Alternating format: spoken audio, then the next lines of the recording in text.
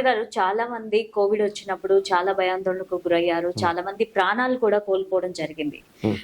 And అలాగే ఇప్పుడు HMPV virus అనేది వస్తోందని చాలా మంది భయాందోళనకు గురవుతున్నారు. అసలు ఈ హెచ్ఎంపివి వైరస్ అంటే ఏంటి? ఇది కోవిడ్ అంత ప్రమాదకారా? సో ఇది HMPV virus are human metapneumo virus. ఈ వైరస్ 2001లో ఫస్ట్ టైం డయాగ్నోస్ అయింది.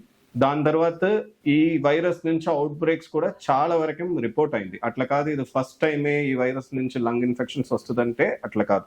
సో ఇంతకు ముందు కూడా చాలా కంట్రీస్ లో ఈ వైరస్ నుంచి అవుట్ బ్రేక్స్ ఇంతకు ముందు కూడా రిపోర్ట్ అయింది.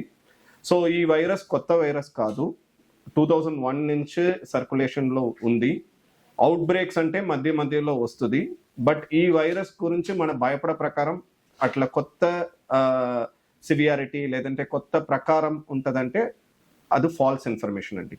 సో ఈ వైరస్ ఎట్లా మనకు ఇయర్లీ చలికాలంలో కొత్త కొత్త వైరస్ వస్తుంది, అట్లా ఈ ఇయర్లో ఎస్పెషలీ చైనాలో ఈ వైరస్ నుంచి కొంచెం లంగ్స్ ఇన్ఫెక్షన్స్ అంటే పెరిగింది.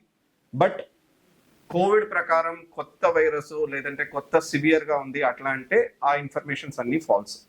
సో ఇది రొటీన్ సర్క్యులేషన్స్లో ఉంట వైరసే, బట్ ఇప్పుడు ఆ వైరస్ నుంచి ఇన్ఫెక్షన్ రేట్స్ పెరిగింది. సో దీని గురించి మనం భయపడే ప్రకారం కొత్త ఏం లేదు. అండ్ ఇది వింటర్ సీజన్, అలాగే మీరు చెప్పినట్టు ఇది ఫెస్టివల్ సీజన్ కూడా. అందరూ ఒక చోట గుమిగూడడం జరుగుతుంది, ఫెస్టివల్ కి అందరు కలుసుకోవడం జరుగుతుంది.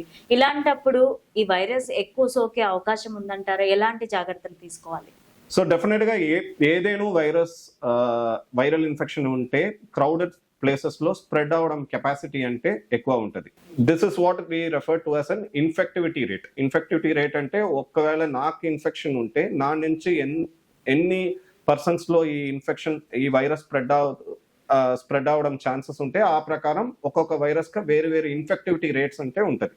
ఇప్పుడు మన డెల్టా వేరియంట్ అట్లా, ఒమిక్రాన్ వేరియంట్ అట్లా మన కోవిడ్ టైంలో ఆ వేరియంట్స్ లో ఇన్ఫెక్టివిటీ రేట్ ఎక్కువ అనిపించింది. అట్లా హ్యూమన్ మెటాన్యూమో వైరస్ కూడా ఇన్ఫెక్టివిటీ రేట్ అంటే ఎక్కువ ఉంది. ఒకవేళ నాకు ఇన్ఫెక్షన్ వస్తే నా నుంచి వేరే పేషెంట్స్ లో ఈ వైరస్ స్ప్రెడ్ అవడం ఛాన్సెస్ అంటే ఎక్కువ ఉంది. దానికోసమే మన క్రౌడెడ్ ప్లేసెస్ అవాయిడ్ చేయడం, మాస్క్ పెట్టుకోవడం, ఇది అన్ని ప్రికాషన్స్ మనం తీసుకోవాలి. లేదంటే ఇంటిలో ఎవరికైనా ఒక్క పేషెంట్కు అట్లా హ్యూమన్ మెటాన్యూమో వైరస్ డయాగ్నోస్ అయితే బాకీ అందరికి కూడా కఫ్ నుంచి స్ప్రెడ్ అవడం రిస్క్ అంటే డెఫినెట్గా ఉంది. బట్ లక్కీలీ ఈ వైరస్ అంత సివియర్ మేనిఫెస్టేషన్స్ నార్మల్ పేషెంట్స్లో ఉండడం ఛాన్సెస్ లేదు.